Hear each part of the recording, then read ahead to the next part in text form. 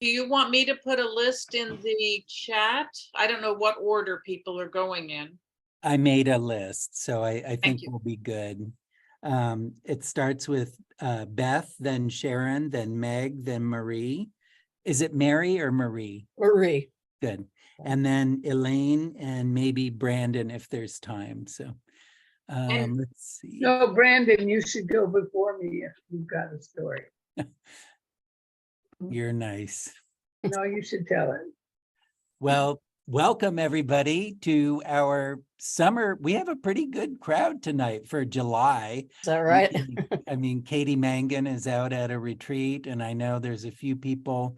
I know John is, look at that. I may have to leave around 8, and that's because he's hitting the road, right? Anyway,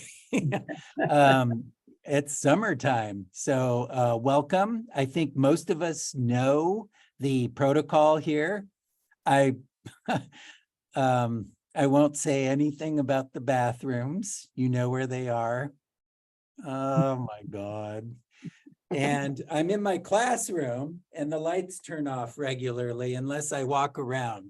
So I have to get up and walk and turn them on there. So that may happen from time to time, but the stories generally are 5 to 7 minutes. And if you've asked for a little bit of extra time, that's always good to know in advance. And we usually have a break around 8 o'clock, and there will be a prompt, something mysterious but seasonal, probably from our co-chair, Meg. And then we'll have some announcements and then hit the second half of our stories. And so we are going to begin tonight with a story from Beth. It's good to be back and it's good to be here. And I am bringing a story that I have just barely kind of practiced. And I'm delighted to tell it. It's from Wales. And it's from I think 1999. I was in Wales and I went to Aberystwyth and I went to a couple places that I can't pronounce and found a little bookstore. Love bookstores. So this is from Tales from Wales, retold by Oriana Ifans. And this is the story of the giant of Gilfa. Now in Wales today, when you visit, you'll see the beautiful Mount Snowdon. You'll go to all the wonderful university town in the countryside, but you won't see a giant. They're just not to be found so much anymore. But in the olden days, in those days long ago, why giants were as common, 2 to a penny. They were up in the mountains, the northern part of Wales,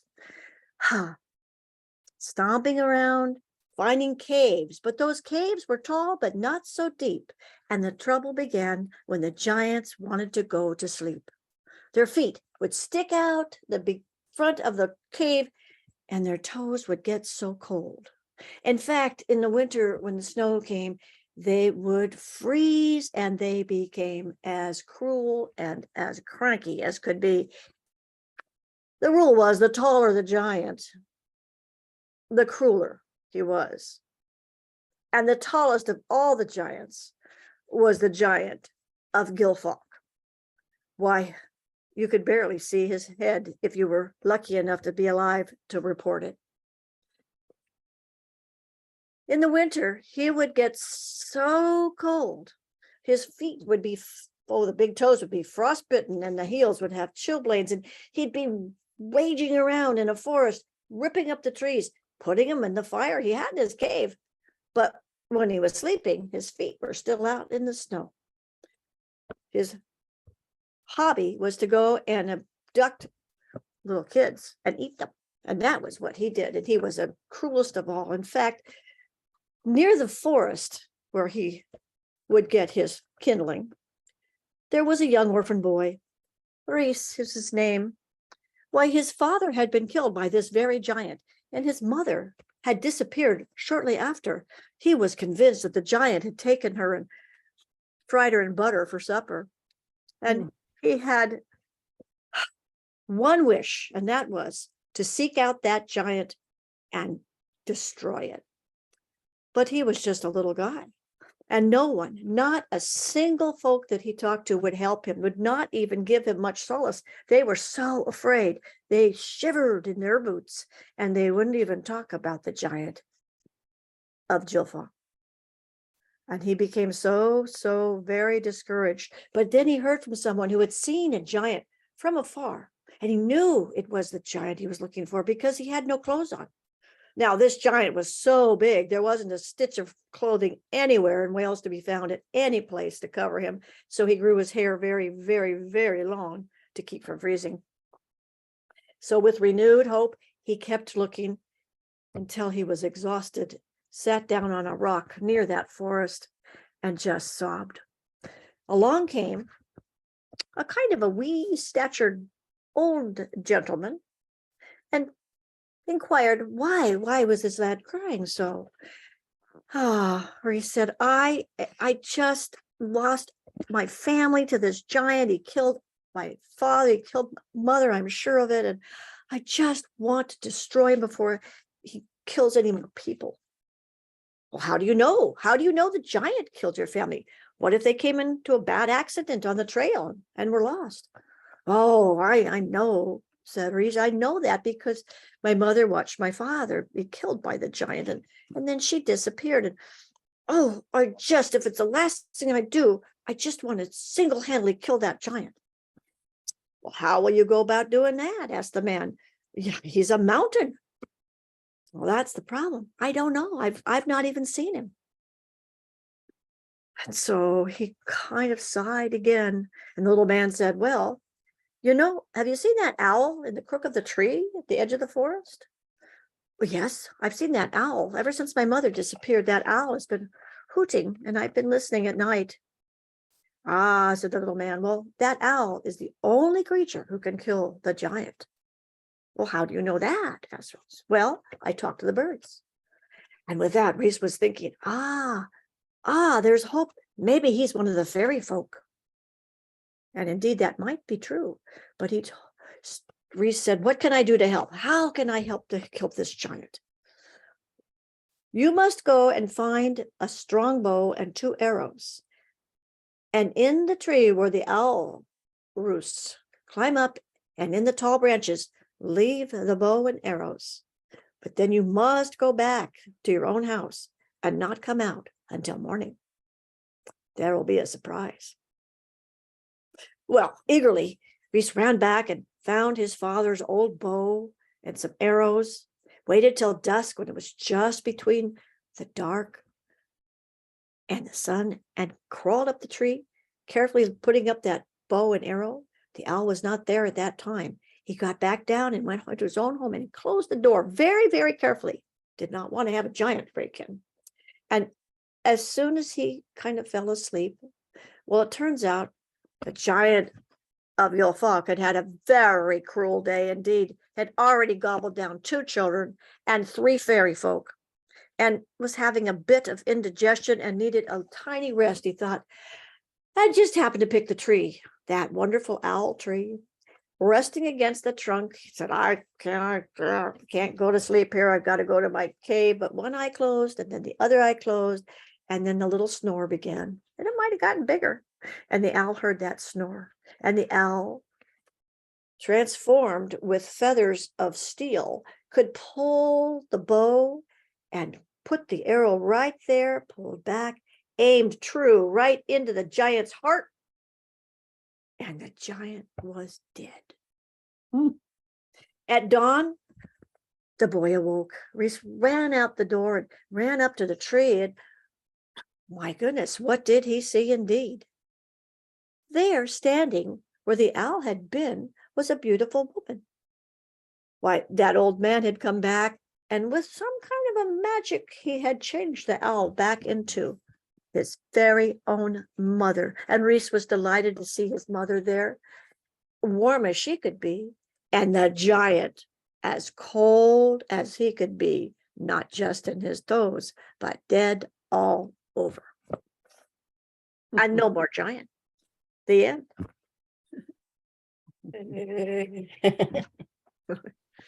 Wow. That was really neat. see. Beth, I really liked how you credited where you found the story at the beginning too. That's very important to do. What was the collection again? Tales from Wales, right? It's Tales from Wales. It's a children's book. Uh-huh. 'Cause that's the stories I tell.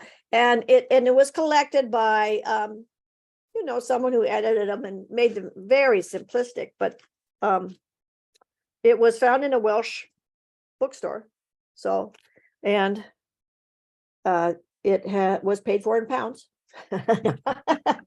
So When did you get the book? I think it was 1999. Uh-huh. Because You were in Wales. we had gone to Wales and we had tried to drive and decided we didn't do very well on that side of the road. And the little roads are so narrow, and they put pokey slate things up really sharp. So after one tire went, I had made us buy some insurance, which, I said, we will buy travel insurance. We will buy car insurance for this one trip, which was good. And then we did the public transportation, which was just much better. So it was it's pretty countryside. They were in northern Wales. You might have some more stories to tell from that collection. I'm not sure I can pronounce any more Welsh words. Do Well, your this best. boy's name was Reese, right? So it wasn't too bad. Well, I had to actually adapt that because I could pronounce that. And I know that was a Welsh word, and I'm not even sure if it's male or female because the little boy's name I couldn't pronounce. Okay. So And I didn't think it really mattered. So no. interchangeable. Well, thank you. What a strong beginning to our July edition. Thank you so much. And that's the Beth. first time it's been told to ever. Yeah. All right. Well, we're off to a great start. And next on my list, we have Sharon. And Sharon, you're in Montana, right? I am. It's kind of hard to keep up with. She was in Washington and I was getting it wrong every time. But now from Montana. By the time you get used to Montana, I'll be back in Washington.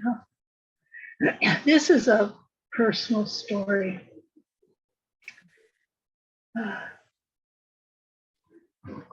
Sarah Garcia was the prettiest girl in high school, in Mountain View High School in 1961. So of course we worried about her. Now you might wonder why we would worry about someone just because she was pretty. So I'll tell you. It had to do with the sock hops. Every Friday after lunch, the cafeteria tables were folded away and the floor was swept and we had a sock hop.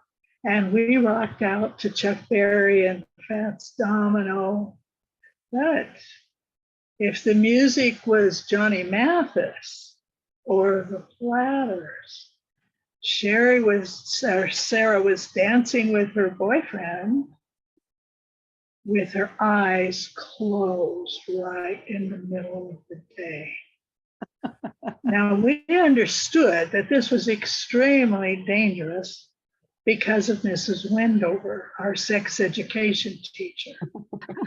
Now, Mrs. Wendover didn't look like an expert on sex. She had Coke bottle glasses and a very definite mustache. But the state of California had certified that she was a sex education teacher. So we knew she had hidden depths and information that the rest of us really wanted to know. We hung on her every word. And one day she brought a beautiful white gardenia to class and wanted all of us to smell it and pass it around. And we did that. And by the time all of the 30 girls in our class had held that flower and smelled it, the leaves had started to cave in and turn brown, and it was a mess. And Mrs. Wendover told us that could happen to us. So, and then it came to be. It came to be not long after that, that word went through the school that Sarah Garcia was pregnant. And in those days, there was no education for a girl in that situation. She was not allowed to stay in school, and there was no shower. There was no joy around the whole situation. As we watched her empty her locker and go down the hall, we visualized the shabby apartment and the pile of dirty diapers that lay in her future. And our hearts broke for Sarah Garcia. Well, fast forward 20 years to our 20th class reunion at the Elks Hall in Mountain View. And we're all sitting there in what you would think would be a joyful situation of, hello, how are you? It's so good to see you again. You haven't changed at all. It was nothing like that. It was tragical. Everyone at the long table where I was sitting was really sad. Some of us were drinking too much. One man was actually crying. And the problem, the source of all that lamentation, was that our children were becoming teenagers. Uh-oh. Some of us had 13-year-olds, some of us had 15-year-olds, and all of us were heartbroken. In fact, the man who was crying said, I don't know what happened to her. She was such a lovely child. And then she woke up one day and said, I hate you. I hate this house. I don't know how I got born into this stupid family. And he wept, and we all understood how he felt. And just then the door opened, and in came Sarah Garcia and her same boyfriend after 20 years. And they sat down beside us and explained that the baby that they had started in high school was already through college. And that when he had gone back to college, Sarah had gone too. She had taken a degree in engineering at Berkeley and was now working at a 6-figure job in San Francisco. Worse, just then a Johnny Mathis song came on.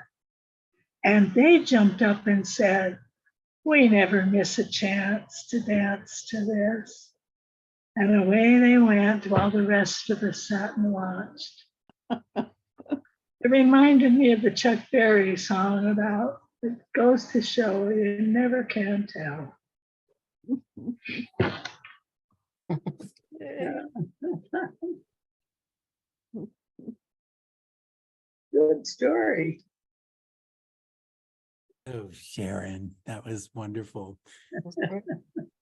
Yeah, I can't imagine having kids right now. I spend my days with teenagers though, but I guess I don't see the worst moments. I just remember when my daughter was a teenager, we were getting ready for school and she had only one shoe and couldn't find the other, and she just slammed it down on the floor. And I was like, who are you? God. It really was like she was a different person. Yeah. Where did you come from? Yeah. I could really relate to that. And now, yeah, they're past college, and I gotta do some slow dancing with Irma. It's our anniversary this week, so you've given Wow. a good idea. Congratulations. Yeah. Thank you, Sharon. That was beautiful. Thank you.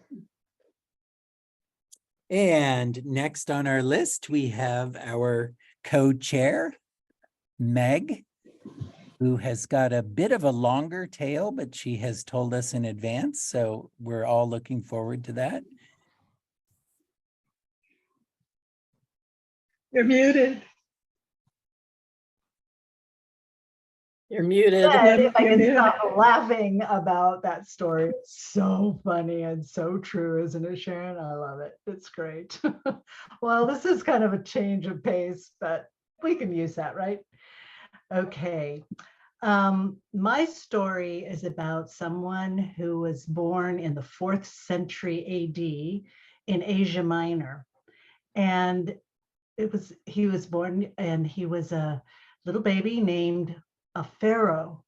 And as he grew, the villagers realized that he was going to be a very big man, like Beth's giant.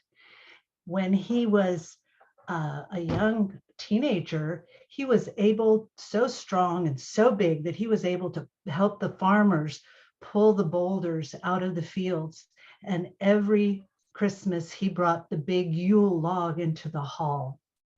Well, when he was a young man, he decided that he should use his strength and his height and his girth to serve the greatest king in the world. And he made a vow that that is what he would do. And so he bought a hauberk and a spear, and he went out into the countryside.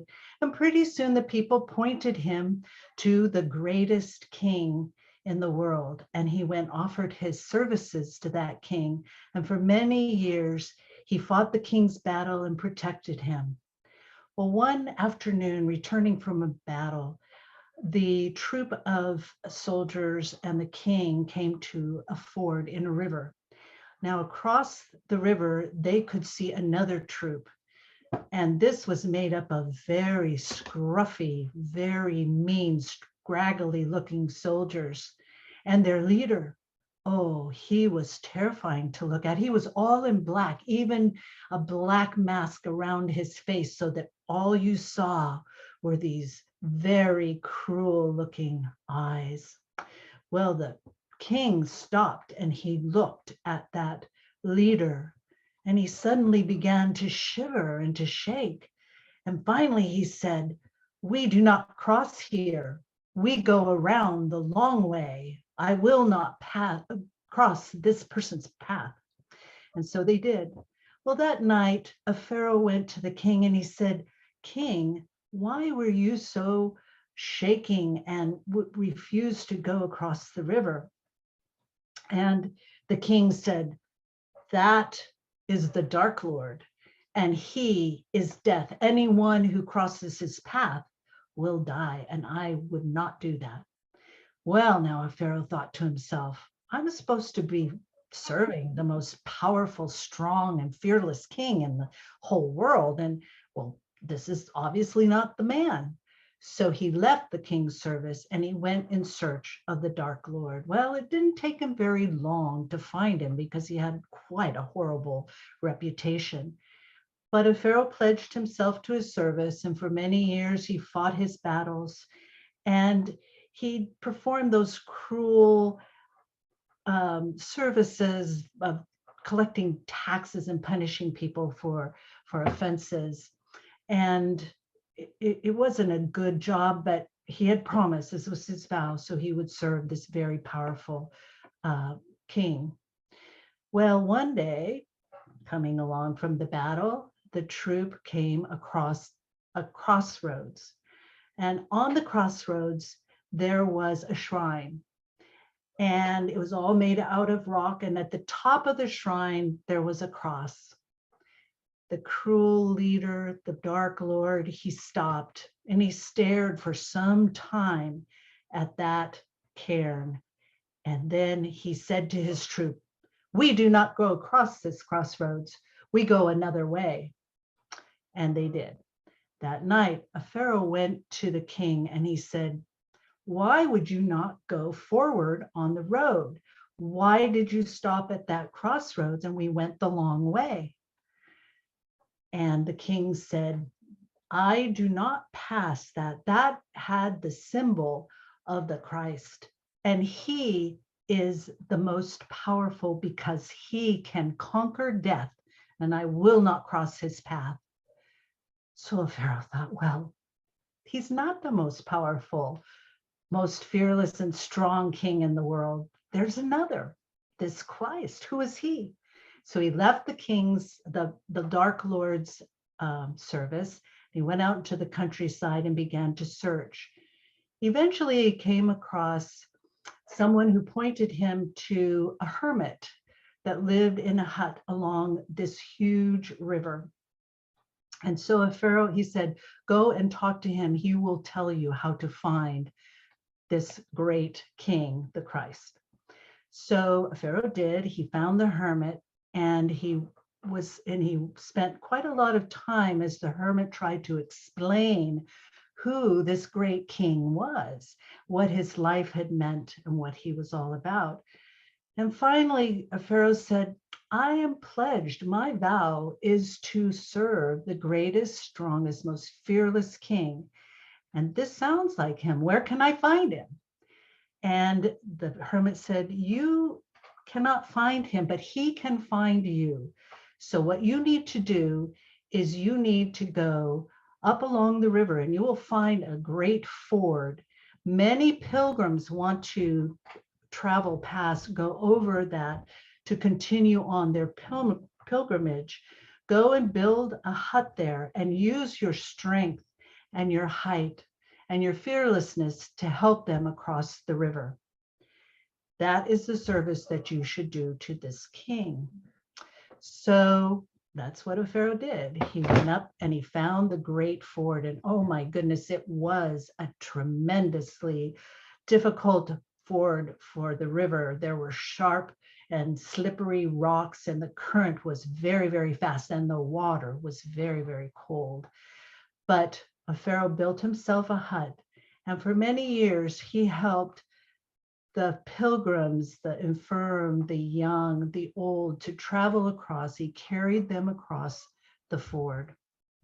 One night, a huge storm came up. Oh, it was terrible. The lightning was striking down. The wind was blowing so strong, and the rain was actually being blown to the side. And the river was just bubbling and burbling and going over the rocks so fast, such a fast current. And Pharaoh thought, no, nobody's going to be coming tonight, so I might as well go to bed. And he went in his hut and shut the door against the storm. But then he heard a voice. It was a child's voice, and he heard the voice saying, a Pharaoh, come and help me across the river. Well, Pharaoh, hearing the child, knew that he had to respond. And so he pushed the door to his hut open against the wind, and he walked out into the storm, and the storm was just drenching him and blowing into his face. But he saw the tiny child sitting there beside the river. And the child said, I must get across the river, Pharaoh. You must take me. So Pharaoh thought he had no choice. So he put the child upon his shoulders, and he had his trusty staff to help him, and he waded into that torrent of water.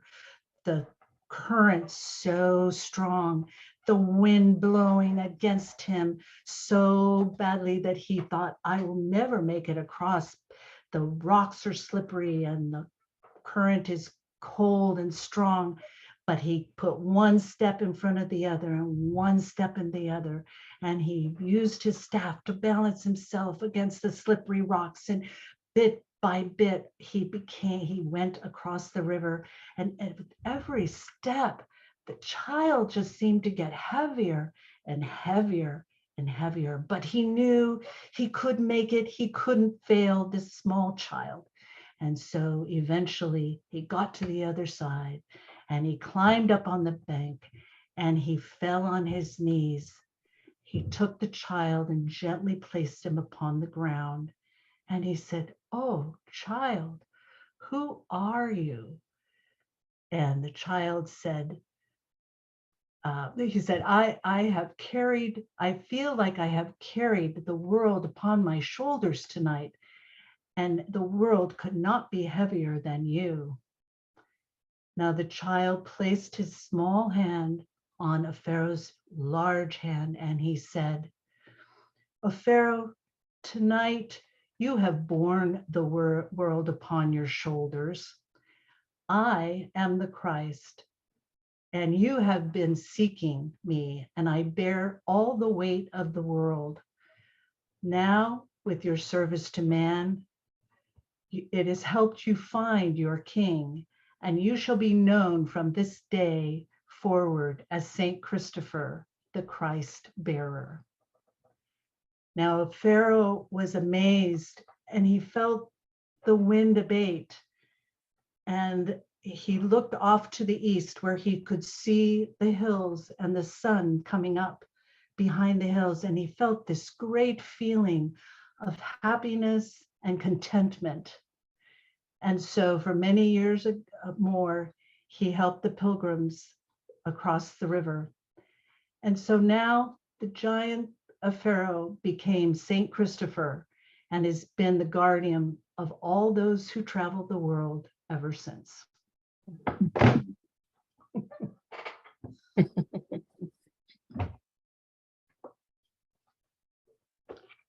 So, did you know that story? No, that No. was amazing. Yeah. Well, you had such a great pace and rhythm too, as you told it. That was really beautiful. And what a powerful message. I sort of feel like there were two messages. There is Christ being the greatest king, and then there is this kind of whole second part to it about the origins of Saint Christopher.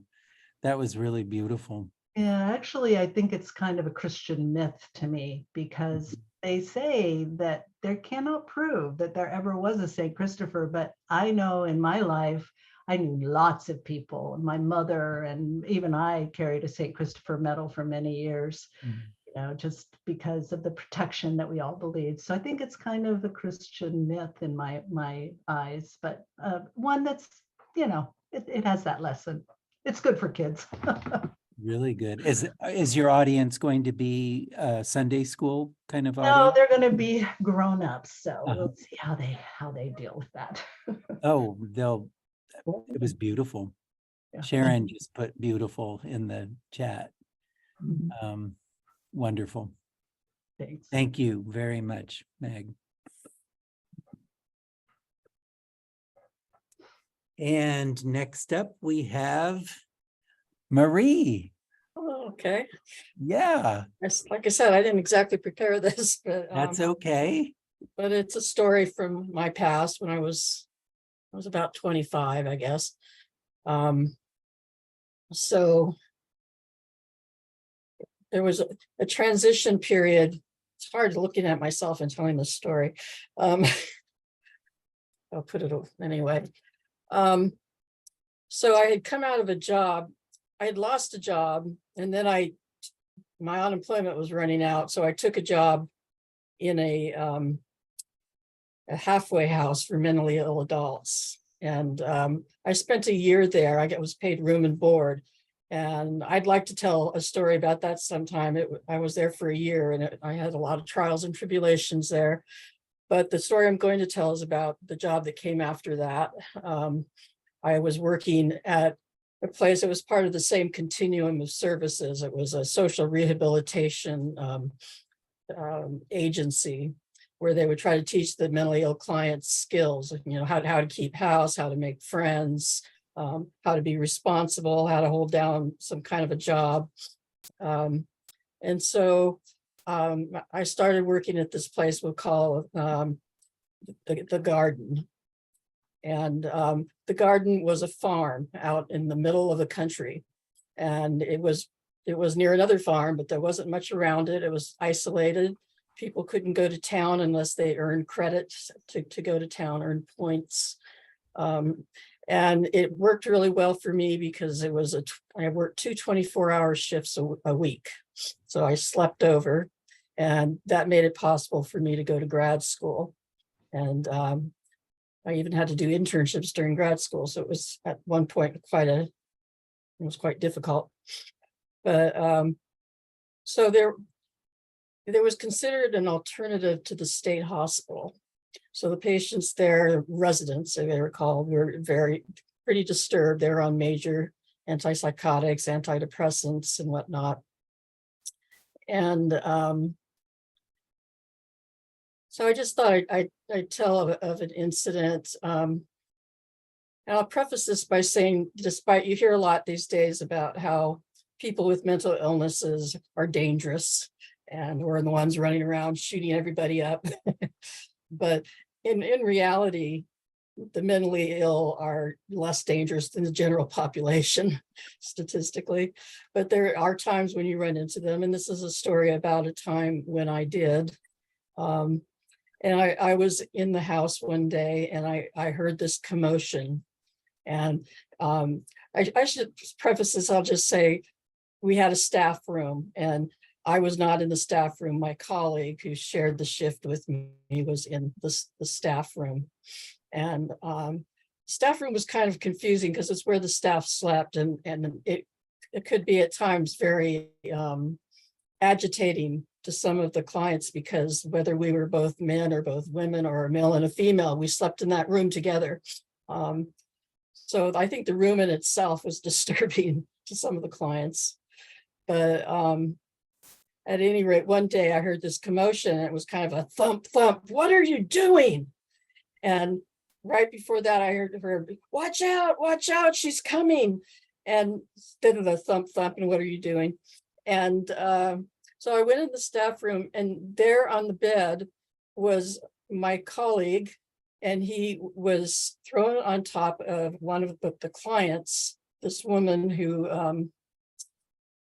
see, I'm not telling the story very well, but the woman was a woman, a tall woman, an Appalachian woman, and she always dressed in these flowing robes, long down to her feet, long dresses, and she often had a scarf that she had around her neck, and the scarf would kind of flow behind her as she walked. She was kind of like a spirit almost.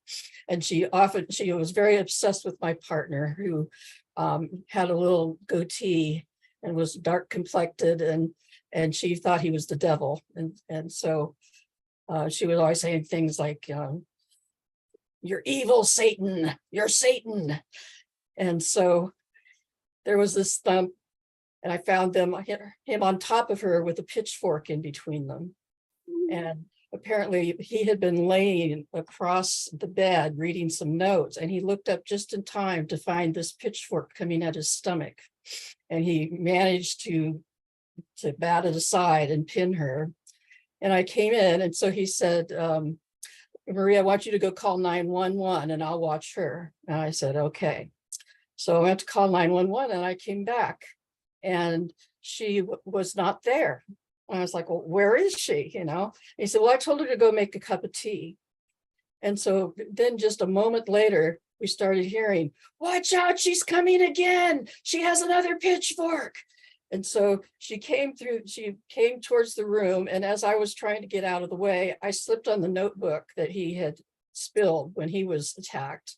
And I was on the floor on my back with her coming through the door.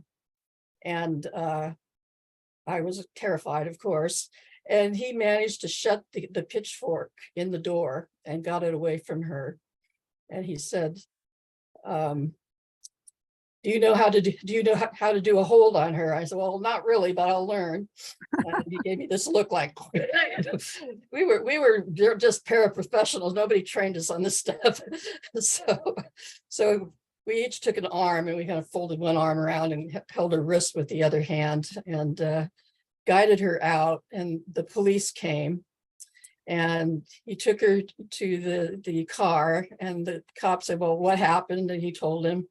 And he said, I want you to take her to the county hospital to be hospitalized. And the cop said, well, what if they don't hospitalize her? You know, they don't have to. And he said, well, let's put it this way. If they don't hospitalize her, I'll press charges. But as it happened, they did hospitalize her. And so we had a staff meeting later, a few days later, and we kind of processed what happened. And what sticks with me from that was that he got a lot of sympathy, as he should have. But when it came to my turn, he said, you were never in any danger. And it's not how I felt. I actually had a nightmare too about this. But anyway, that's the story of what happened. And I heard many years later that actually this woman, I think she did end up going to the state hospital, but she ended up doing much better and was out in the community and doing fine. And I eventually graduated from grad school and went on to be a mental health, a clinical social worker. And that's my story. A little bit jumbled, but All right. Wow. Hmm. Not jumbled at all. Now, well, how could he say that you weren't in any danger? He is the devil. Oh my God. he's an egotistical guy. Yeah. Yeah. I really could have used a little support in that meeting. I didn't get any, but Wow. it was a long time ago.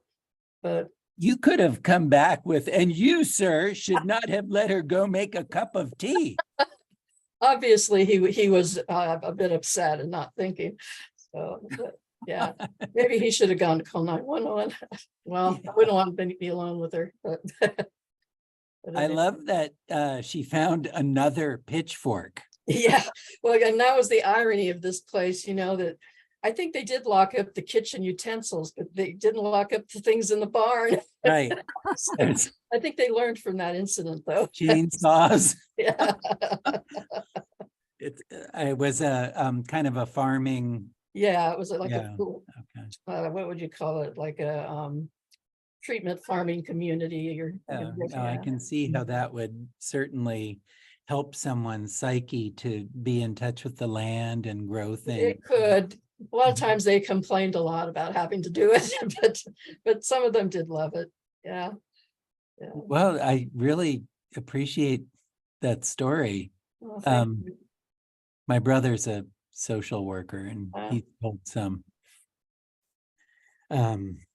Every night can be an adventure. Thank you, Marie. Thank you very much.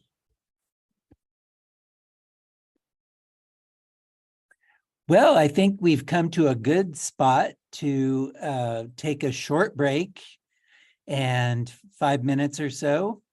And when we come back, we will do our virtual circle where we introduce ourselves, do some announcements, and then have our second half of storytelling. If you are interested in telling a story, I know Genevieve joined a little bit late and may not have had a chance to let us know that she wants to tell a story, and maybe there's some others too. Just let us know one way or the other. Let Vicky know or me know.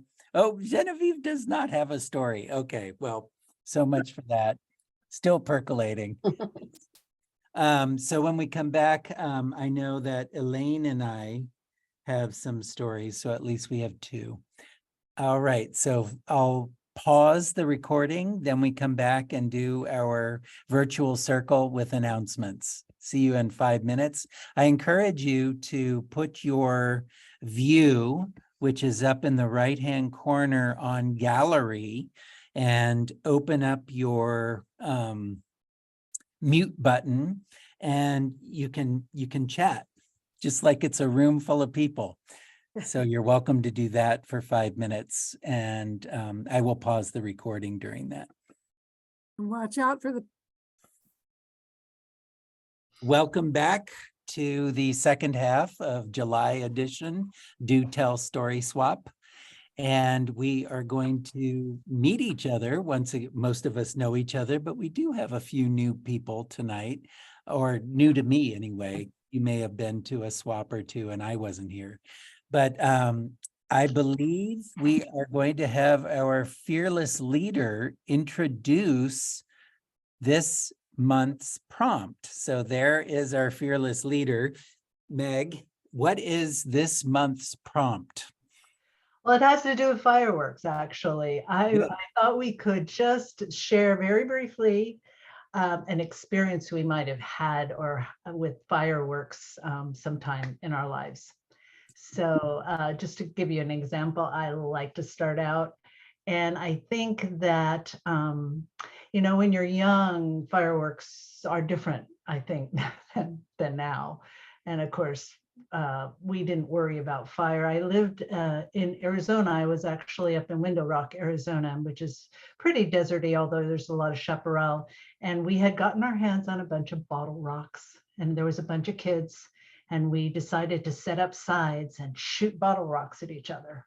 And that was total fun.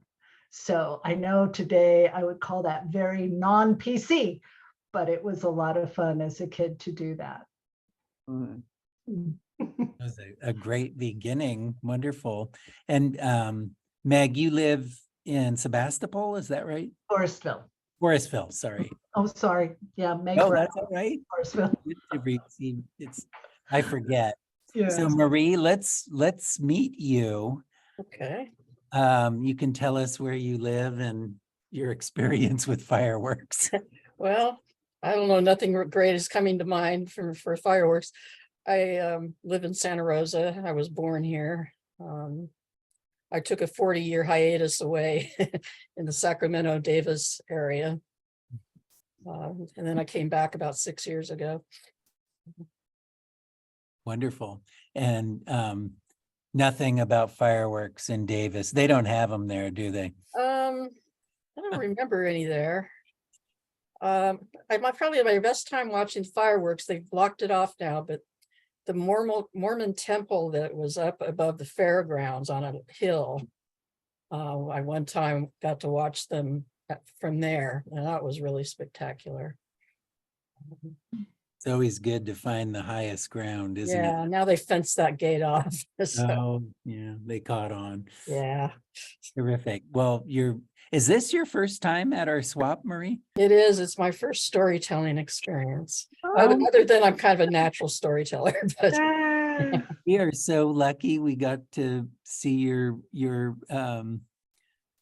I guess you could call it a maiden voyage. Those are the words I was gonna use. Seemed like a pro to me. oh, thanks. We're storytellers in my family.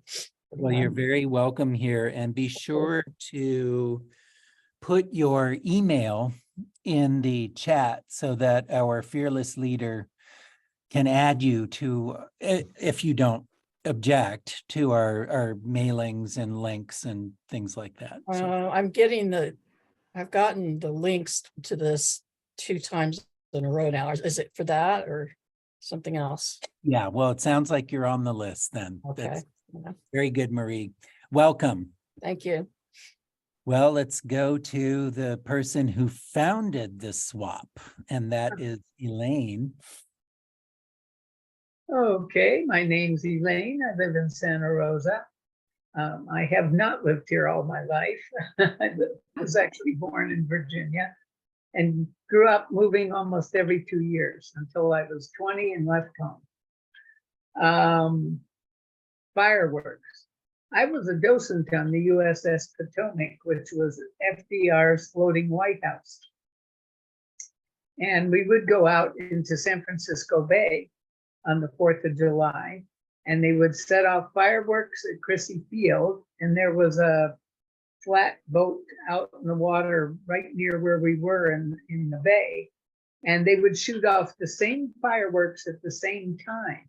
So you could be under the fireworks looking up, or you could look at Crissy Field and see what it looked like from a distance. And so that was a really amazing time to watch. I went one time, and the first time I saw this was wonderful. The ship came back in, and I got off the boat and walked up to land just in time to watch my car being towed away. Oh, no. The one and only time I've ever had my car towed, but trying to figure out where they took it and how you get it back was really a trip. But that's a fireworks show I will never forget. Thank you, Elaine. And next, let's meet Genevieve. Hi, Hello. I'm unmuted. I remember being very perplexed by fireworks. My siblings seem to have caught on to the American traditions much faster than I did, but that's because I was the youngest. But I had a very recent firework experience. I went to my brother's daughter's wedding. It was her second marriage. He lives in Bastrop near Austin. And the bride's brother, my nephew, after the wedding, once it was nighttime, gave us our very own full fireworks show. My brother, at one point many years ago, was wise enough to buy property on a hilltop. His property burned down in the Bastrop fires about 14 years ago. He has rebuilt entirely, but his house is on a hill, and he has a good amount of empty space, especially post fires. And we had our own private, and I can tell you, extraordinarily beautiful fireworks show. This was not the stuff you go and buy down the block or Cloverdale. But Cloverdale's the only place that sells them now, and darn it, are we angry about that? But the reason he was able to do this, these are full high grade fireworks for which you need a license. The reason he was able to do that was that he was in the army and he was in Iraq, and he is a munitions specialist. So he was able to do it, but boy, I'll tell you, I was scared. He knew what he was doing, but I was scared. Thank you, Genevieve. And next up, let's hear from Beth. I'm Beth and I live in Sebastopol. We've been here 47, going on 48 years. Fireworks have never been in my, something that I hold dear. I love to see it. I hate to hear it. I guess one of the best one, we were coming home from Tahoe and we were on, Petaluma Hill Road, I guess, coming in, into the valley. And it was just at that time when all the fireworks and all the different venues, this was probably 20 years ago, were going off. So it was like, they were many because they were far away, but just a multitude of different venues going off at the same time. So we kind of like slowed down, went to the side of the road and enjoyed it that way. They're pretty amazing, the fireworks, the way they can pack everything and create all the different designs. I'm amazed by it all, but it does provide a lot of stress for animals and ears. Thank you, Beth. And here we have John. So I spent my teenage years in Hawaii, in Honolulu. Went to high school and college there. And if you've ever been there for New Year's or even the 4th of July, it's very crazy because fireworks are legal, and especially firecrackers, and especially when the Chinese influence to the islands, there are firecrackers everywhere. And the next morning, you walk the streets and there's piles of red firecracker paper all over everything. And so I had an unusual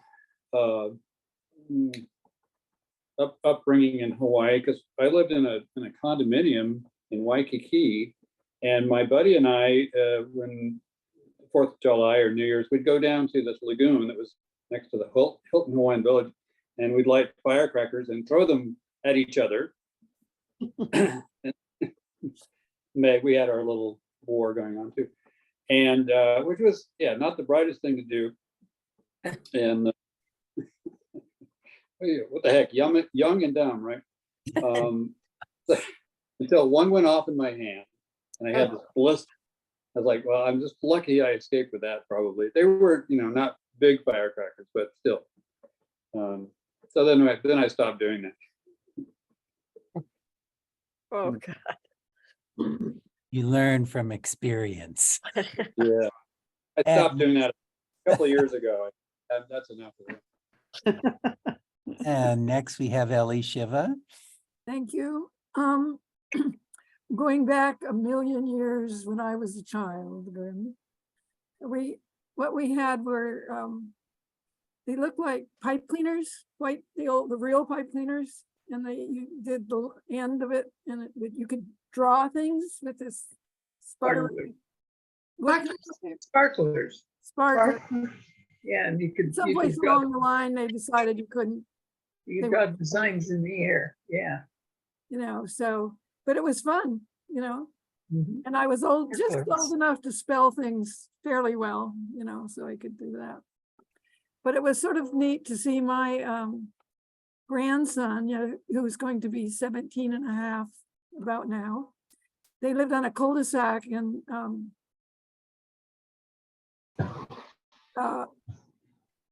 oh dear, like the Irish place, anyway, Ireland. What's the big city in Ireland? Dublin. Dublin? Dublin.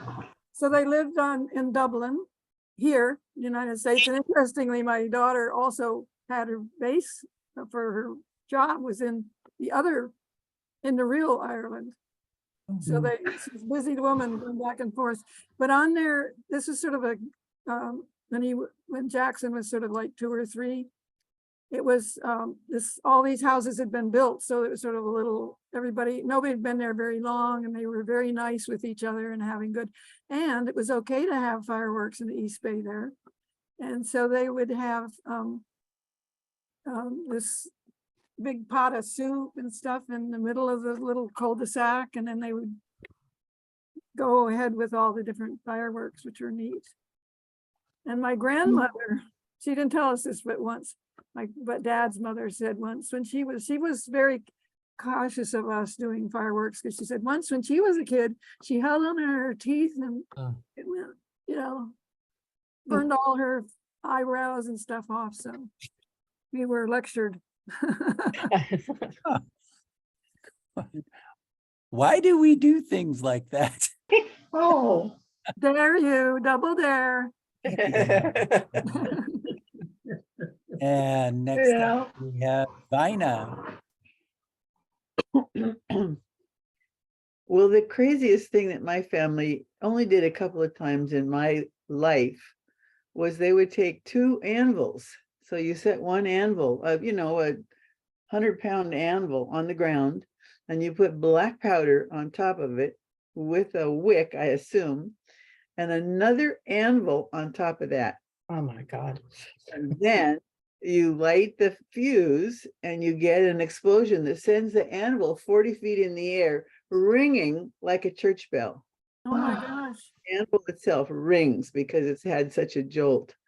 So of course it's terribly dangerous. The anvil doesn't always go up like it's supposed to, but it usually does. Knock on wood. Knock on wood, that's right. Knock on steel, yeah. Wow. Vina, what explodes between the anvils? You said there's a wick, but Black powder. just gunpowder? Or... Yeah. Well, Okay. black powder, I don't even know. Is that the same thing as gunpowder? I don't know. So Oh that's what my family thought was fun on Jeez, I've never heard of that. Holy cow. And next we have Vicky. My name is Vicky and I'm from Sebastopol. And I guess one of my most memorable 4th of July fireworks, I just came to San Francisco when I was 23. This was in 1973.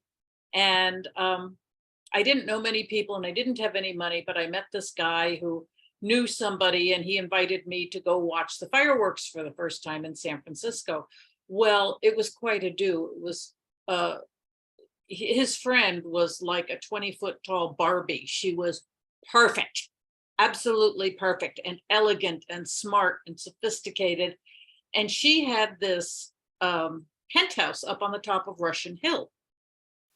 And it had huge picture windows looking out over the bay. And so I dressed up in my raggedy old, supposedly sophisticated clothes and went to this party, and the hors d'oeuvres were incredible. And these people were so sophisticated and smart and elegant. And I looked like such a dust bunny. And but I had my wine and I was getting progressively a little more tipsy, and we were waiting for the fireworks to start. And then we heard that kind of muffled boom, boom, boom. And we all ran to the windows. Okay, so the fog, of course, had rolled in, and the lights looked like Christmas lights behind about 3 sheets of wax paper.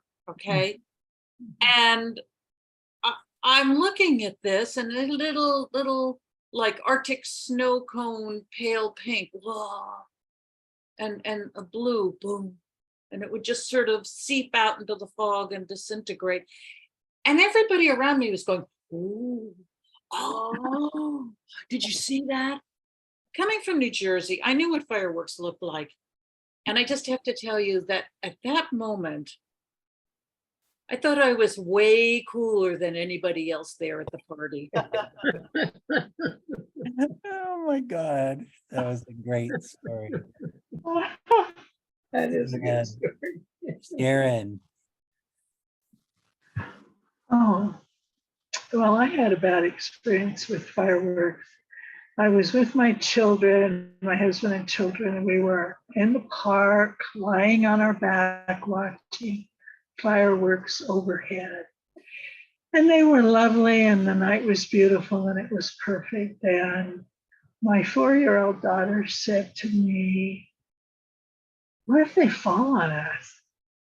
And I said, oh, fireworks never fall on people. And I no more than said it, then this big piece of ash came floating down and landed right on her. And that was almost 50 years ago. And she still doesn't believe a thing I say.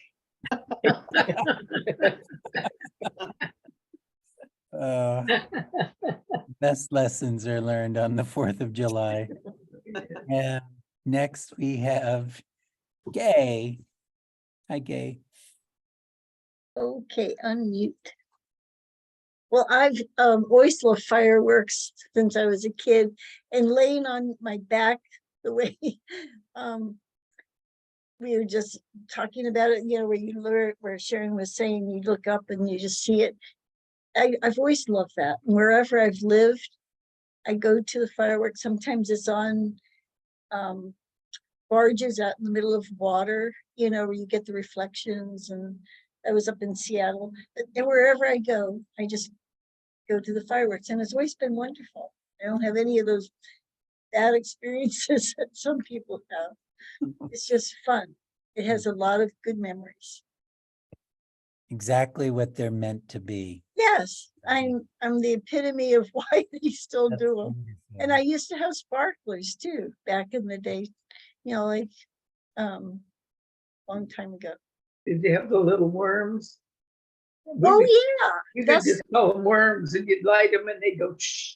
on the sidewalk.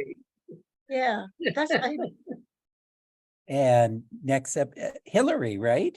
Yes, that's right. Welcome. Thank you.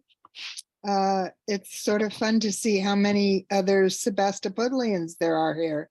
We've got a few. So, yeah, it's my first time on this, and I don't really have any great fireworks stories, except that nowadays I can see them from Annalee High through a bunch of redwoods that are behind my house.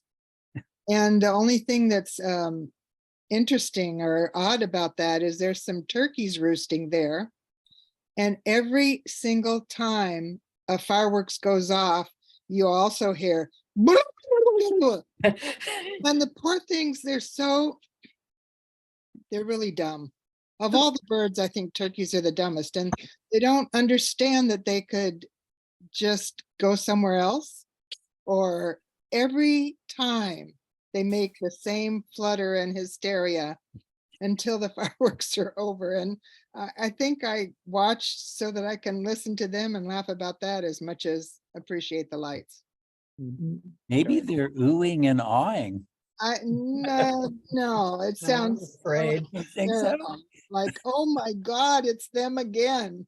Yeah. All right. That's my story. Thank you. And well, Hillary, I should have left you up. Is this your first time coming to our swap? I've missed a few. So Yes, it is. well, you're my very first time. welcome. And do you have? Editor. Oh, wonderful. Thank you, John. That sounded like Thank John. It's all John's fault. Yeah. And we should get your email so that we can. You have my email. Okay. I'm getting the announcement. So thank you for Excellent. that. Wonderful. Well, you're very welcome here. And my name is, have I gotten everybody? Is there somebody I missed? Yeah, you didn't miss me, but I forgot to say I'm in Petaluma. Okay, thank you.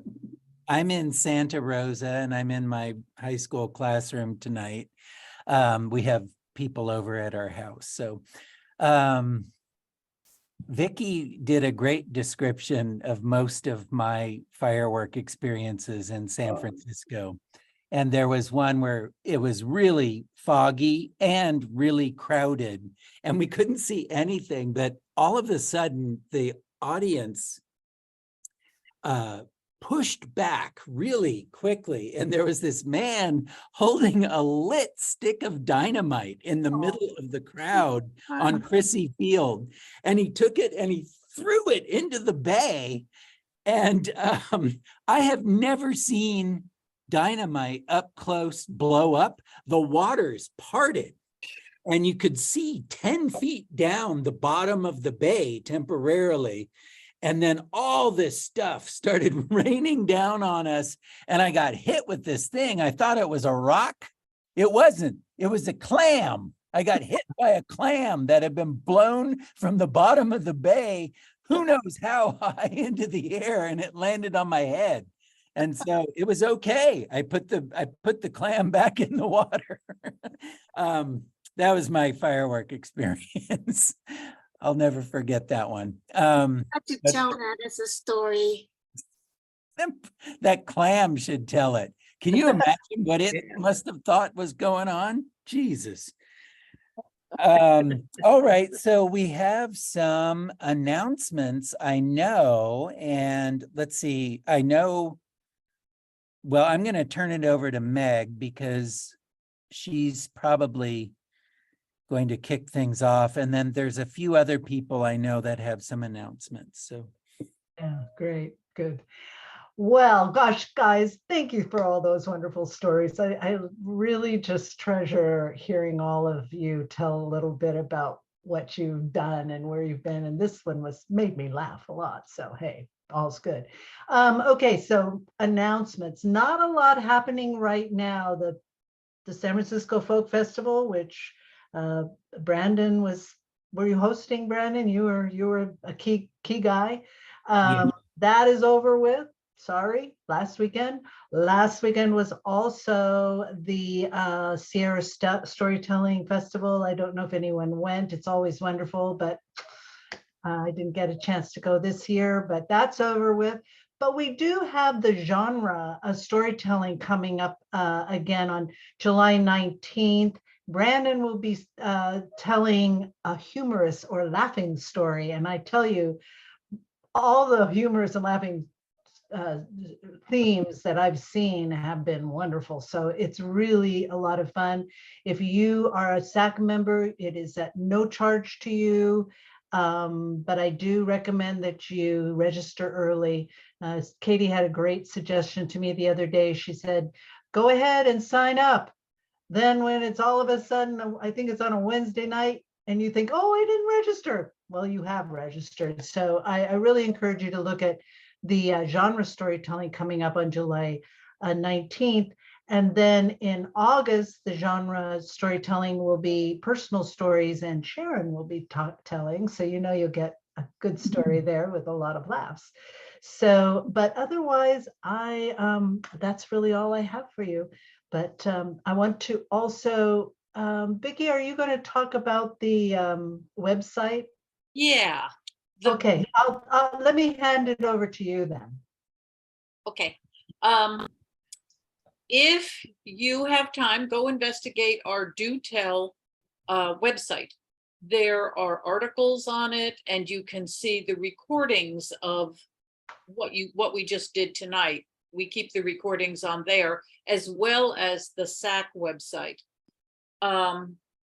So there's just all kinds of information on that website. And if you ever need to get in touch with somebody, for example, to ask for a link, there's an email link there too. So I could put it in the chat if you like, and the SAC address if you like. But if you go to the Do Tell website, and this has happened twice with me, don't mess around with it, because all of a sudden the sound comes on and it's Brandon telling a story, and it'll come on over our Zoom. So don't click on it until after. No, I'll put both of those addresses in the chat, and that's it for me. And Vicky has a really neat article that's posted. Why don't we just quickly take a look? I don't know if my voice is going to come up or not. Here is the, I think this is the homepage. Mhm. And here we have the announcement of the next event. Sharon has been, and Sharon, of course, is telling the following month. Here is, yeah, don't click on this. Don't click on that. Suddenly yelling, right? And these are the articles by members of our swap. And there's something that is pretty neat. We have honoring our elders here. I wanted to also alert everybody to, Sharon, where are your installments for the story of the month? Is that on the homepage or no? Events, maybe? Brandon, it might be on the stories, the swap summary page. Yes, there it is. right. Yes, so the Catherine Fairley collection. Mhm. Okay, yeah, that's not too intuitive to know to go there for this, but Sharon and others in the swap have been working on this incredibly large archive, really. I guess we have to call it that, left by one of our great members, Catherine Fairley. And is that missing a T there or no? No, that is a fancy T, sorry. Anyway, every month there's a new story, and these are really neat and worth checking out. So here we are, we're back to Vicky. Do you have another announcement? No, I was just going to say that is a labor of love from Sharon, because she's doing American, Chinese, Japanese, English. There's just, if you were looking for a tale to tell, they're fabulous. Yeah. So, And the website is just gorgeous, Brandon. Oh, I don't do it. My wife has been working on it, but Meg did the nuts and bolts, and Irma just updates it. Yeah, but I just wanted to let her know again just how Oh. extraordinarily beautiful it is. Oh, thank you. I'll let her know. And Oh my I agree wholeheartedly. She's really transformed it into something that's very functional and attractive. So we are big fans of Irma. Yes. And Thank all you. of you who provided the content too. Wow. Yeah, we're getting some neat stuff. We're all able to kind of share articles and videos and all kinds of stuff. It's becoming more dynamic, Mhm. real part of the swap. So I also want to call attention to the article that Vicky posted on the crankies. That is such a fun activity. And I'm not going to describe it. I'm just going to tell you, you really got to look at that article and take a look and have fun with it, because it's special, just like her. and that's found right Art here. of crankies, yeah. And it's really neat. And there's two links on this, the museum and the video, that are really wonderful. But you And you can can really see doing this with kids. I think that this would be a really wonderful way to get your kids involved in telling a story and doing some artwork with it, and just a whole summer project, right? Yes. and so cranky isn't I mean, Vicky is never cranky. She's she's not a curmudgeon. This is about cranking visuals that go on a screen, a little bit like kamishibai in Japan. There's a tradition of this. A man or storyteller would be going from village to village with a bicycle and set up a little studio and crank these stories. And I suppose other cultures do this as well. So Great. Very good. All right. And so we have, I Yeah, think go ahead. Elaine had. Did Elaine have something she wanted to add, or? I think I you're just right. had a quick announcement. Very good, Elaine. Is it Let me, your time now? yes. Oh, I wanted to tell everybody that I called Kenneth last night to see if he was gonna come to the swap and to remind him and hope he had a story he could pull up. And he told me after his wonderful trip and visiting us and his family and friends in the Bay Area, he got home to a flooded house. Oh, no. His house is a craftsman style house, over 100 years old, and built from clay and cinder blocks and things. And some of the walls had literally disappeared. They had Oh. liquefied. Mm. Ah, And so he's now going through, I said, no wonder you don't want to come to the swap. yeah. Oh, my He's God. going through trying to get his insurance to do something to save what he's got. Mm. But apparently there was a broken pipe that went up to the that connected the hot water heater to the house. And it broke just from old age or whatever, and flooded and dissolved a lot of the basic parts of the house that support it. So he's trying to save what he can and rebuild it, or he thinks the company might just say, oh, you just bought it, this is what it's worth, take it or leave it. So he won't be joining us at the swap, I don't think, for several months because he's in the process of trying to get his house back. Oh, my God. We were just talking about his house. Yes, and so he wanted me to apologize for him not coming to the swap Oh, tonight. my God. And I could tell you why. So that's it. He's busy trying to save what's left of his house. So we'll see. Not right. But he was in pretty good spirits considering he was about to lose everything that he's got left in life.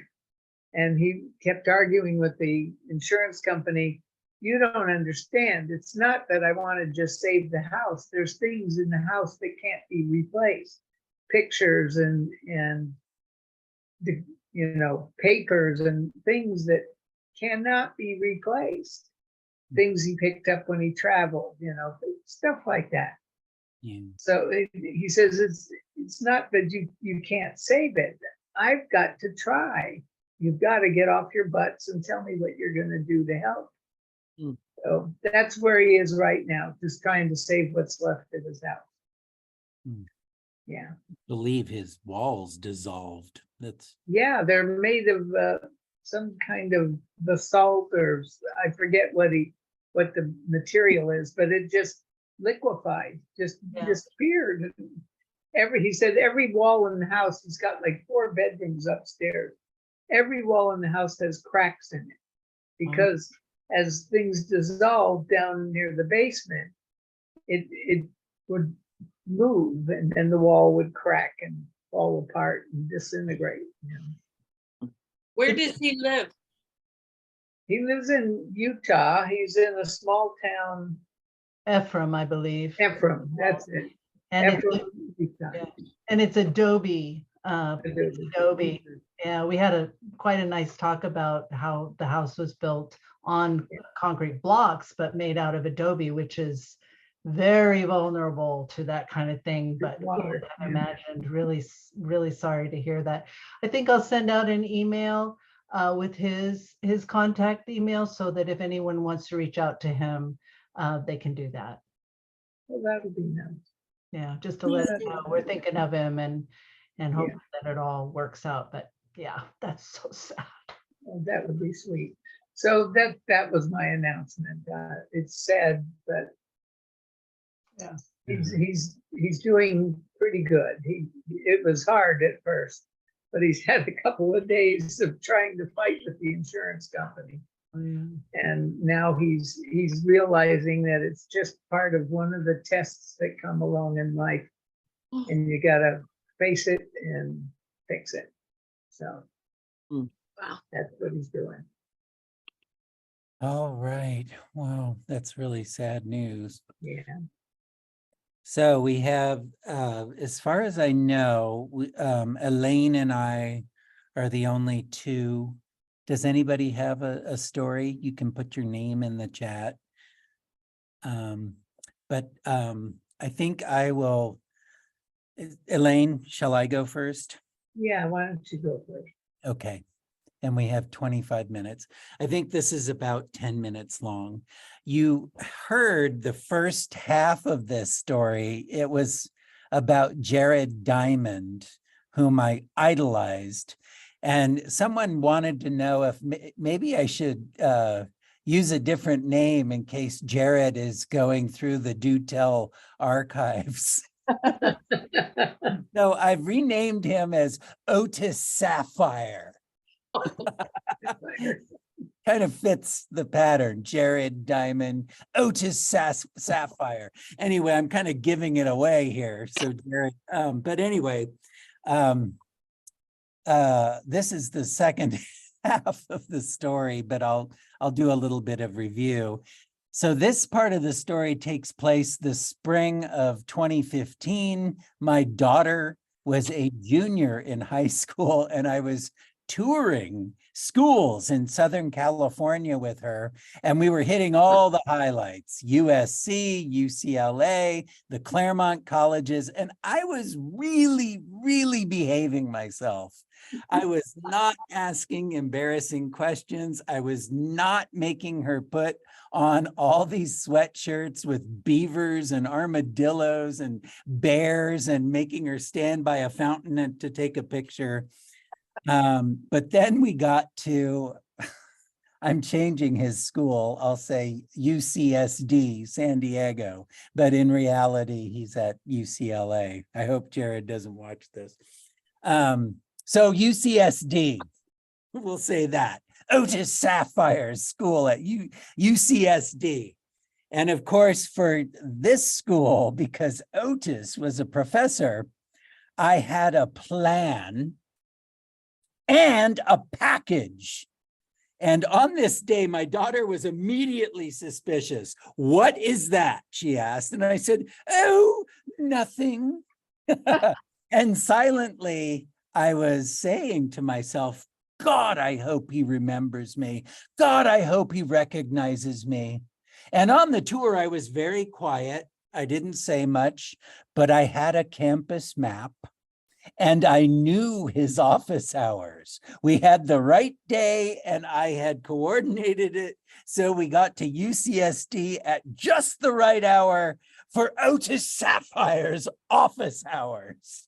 And of course, when we got close to the geography building, that was when I sprang into action. I grabbed my daughter by the arm, who was quite alarmed, mind you. I dragged her into the building and up to the 4th floor we went, and the elevator doors opened, and there was his office. And in capital letters, it said, "Professor Otis Sapphire," on this massive metal mailbox that was stuck to his door. And my daughter saw that name and she said, "Oh, no." And I said, "Oh, yes." But inside, I wasn't so certain. I was really worried that he wouldn't remember me and that, he wouldn't recognize me. Well, here's a little bit of background. I teach humanities, and Otis Sapphire's book has been the textbook for my humanities curriculum at this point for nearly 15 years when I was with my daughter. And I was so preoccupied with this text that I began writing about case studies that would supplement his work. It wasn't even a response. It was more of a celebration of this seminal book, which in reality is called Guns, Germs, and Steel. I don't know if any of you have read this, but I've heard of it. I also began emailing him. And of course, I told you I was trying not to be obsessive. I was just trying to be consistent. I was sending him passages of what I had written, and he never responded. And so I had kind of lost a little bit of hope, but then he had come to visit our school because one of the parents knew him, invited him, paid his way up and everything. And I had this incredible experience where I got to introduce him. I got to have lunch with him. And when he found out I was married to an Indonesian woman, because Otis Sapphire prides himself in speaking 17 different languages, he insisted that my wife, who worked at this school, come and join us for lunch. And the rest of the lunch took place in Indonesian. And we had this incredibly pleasant discussion about all things Indonesia, ending with the cuisine. And Otis Sapphire bemoaned the fact that he could not cook Indonesian food because the shrimp paste you need, terasi, was not available in the United States. And my wife said, well, I will bring you some when I go to Indonesia. And of course, he laughed. I led him out and I was escorting him to the front of the school. And that was when I tried to hand him a copy of my manuscript. He said, oh, that's too big. I couldn't possibly take it. I clasped a thumb drive to his wrist. We had these bracelets with our school name on it, and they were thumb drives. And I said, well, here, it's a soft copy for you. And then I watched as he left. I don't think he knew I was watching when he veered over to the trash can and dropped my virtual manuscript in the trash, and then was gone along with all of my hopes for him to help me with this manuscript.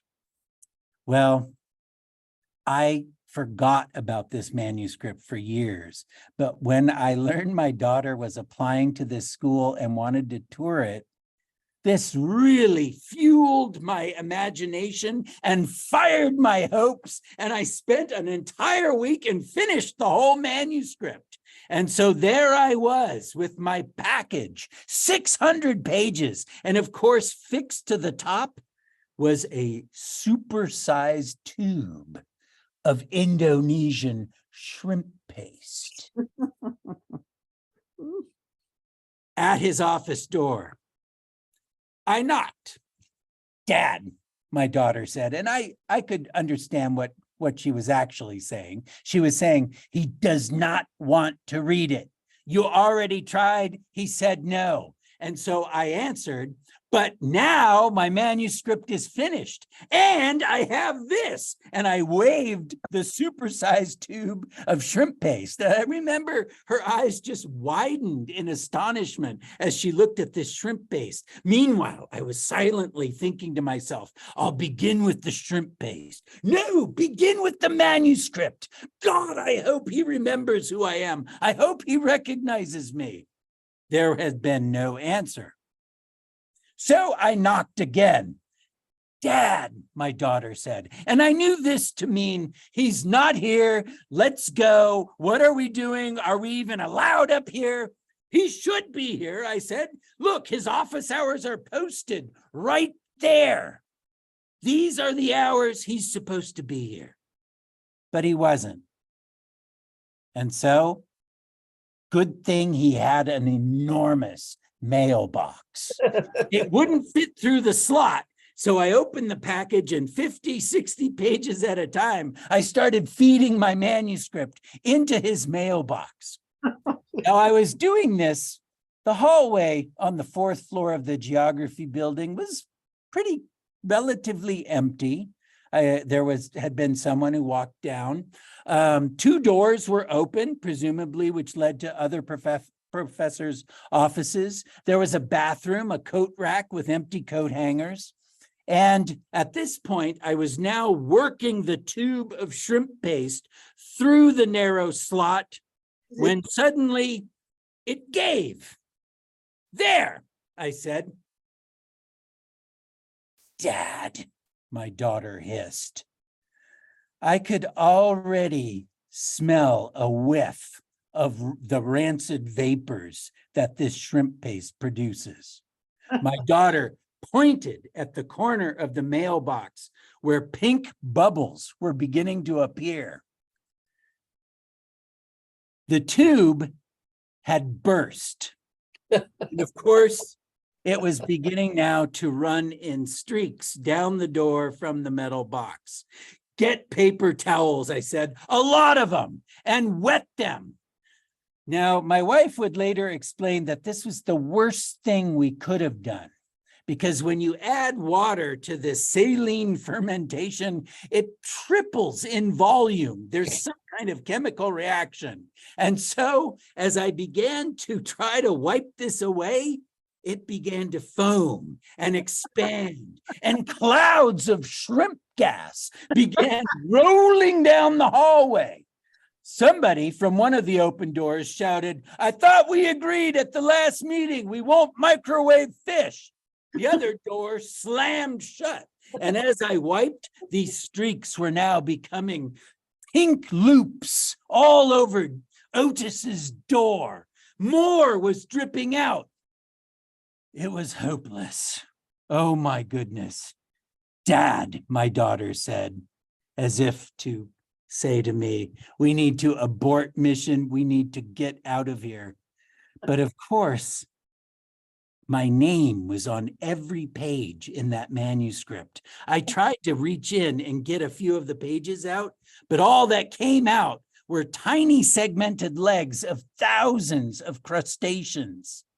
I needed some kind of tool, an implement. And there they were, the empty coat hangers. I went and I got one of those and I began ripping pages out, which fell all over the floor, 30, 40 pages at a time. My daughter had no choice but to bend down and go about collecting them and stuffing them in her bag. I even put my foot up right in the middle of one of those pink foaming Enzos for leverage as I continued to rip and tear my own work right out of Otis's box. My eyes were watering from the stench. Finally, I got them all. We made our escape. We went down in the elevator, and when those elevator doors opened, there was a group of white-haired men in tweed jackets. One of them was even tapping a pipe. Professors. Well, there's a murder of crows. There's an embarrassment of pandas. What is the collective noun for professors? How about constipation? It was a constipation of college professors. And right in the middle was a diminutive man. His close cropped beard framed his face, from which he peered as though from within a looking glass. It was Otis Sapphire. Otis Sapphire. My daughter instinctively slouched, lowered her gaze, pulled her hood up over her head, and clutching my fetid, dripping manuscript in my bag, we breezed right past them and crashed through the double doors. But not before we heard one of the professors ask, "What is that peculiar odor?" I glanced back, and as the double doors were closing, Otis lifted his small beady eyes and momentarily met mine. And all I could think about was, God, I hope he has no idea who I am. I hope he doesn't recognize me, remember me, or have any recollection of who I am. That's the end. Oh my goodness, that was a little rough. Sorry about that. Not at all. That was great. All right, well, we have just enough time for Elaine. That's a hard one to follow. I thought I'd do a quick Robert Service piece.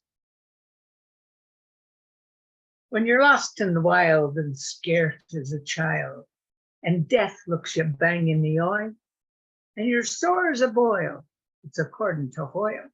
to cock your revolver and dart. Oh, the code of a man says fight all you can, for self-disillusion is barred. But in hunger and woe, oh, it's easy to blow. It's the hell served for breakfast that's hard. So you're sick of the game. Well, now that's a shame, 'cause you're young and you're brave and you're bright, and you've had a raw deal. I know, but don't squeal. Buck up to your damnedest and fight. It's the plugging away that'll win you the day. So don't be a piker, old pard.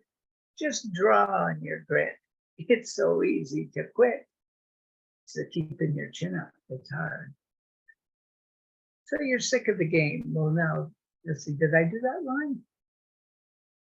You're sick of the game. Oh, now that's a shame, because you're young and you're brave and bright. You've had a raw deal, I know, but don't squeal. Buck up to your damnedest and fight. It's the plugging away that'll win you the day. So don't be a piker, old pard. Just draw on your grit. It's so easy to quit. It's the keeping your chin up. It's hard. Oh. I didn't quite get it right. I haven't done it in a while. That's why I do these. Was that Robert Service? It is a Robert Service. Yeah, I piece, recognized the gate the piece. Yeah. It's great. Well, someday you'll hear it right. Can you tell us how service is pronounced? I spelled. Say it again. How is the last name spelled? Robert? Service. S-E-R-V-I-C-E? S-E-R-V-I-C-E, I guess. I'm a poor speller. I don't know. Oh, He does poetry. He did a lot of poetry and a lot of, you know, the cremation of San McGee and things like that. Thank you. Robert Service. he was kind of the family, our family's favorite poet. Yeah. Yeah, the cremation of Sam McGee, that was one of his favorites. Bessie's Yeah. Boil was a great one too. Ever Did heard he do Bessie's Casey Boil? at the bat? This one's called The Quitter, and I messed it up, so I'm sorry about that. Oh, Is he a Western poet? In the Western? West Coast, or is he just, Oh, he's old and dead now. no, but I mean, was he Western, like California, the West? No, I think it was Irish. Alaska. He was Alaska. Okay. Yeah, and up it's- in the wilderness, Alaska, cold winters, things like that. But he came from Ireland in the first place. I don't know where he came from originally. Maybe. Yeah.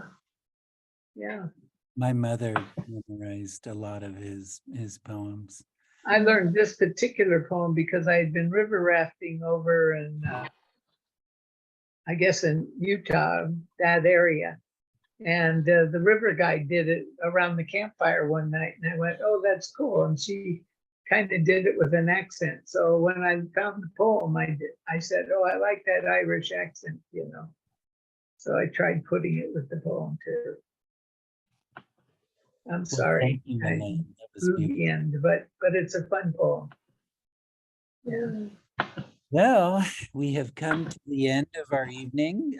Beth with her tales from Wales, and Sharon with her personal story, and Meg with the Asia Minor epic of Saint Christopher or Christian Saint Christopher. Christopher. Christopher. They took away the saint, those Catholics did. I can't believe it. No, sounds like he earned it to me.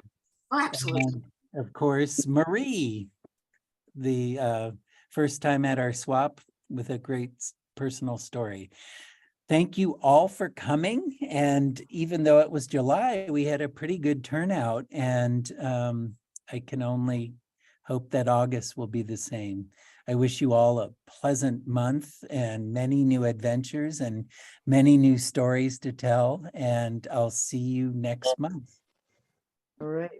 Thank you all. Thanks to Thank you, everybody. Brandon. Thank you so much, Brandon. Oh, of course. Good Yes, night, everybody. thank you for everything. Bye-bye. Good night, Elaine. Bye now. Good night, Meg. Good night, everyone. Bye. Bye. Bye, Beth.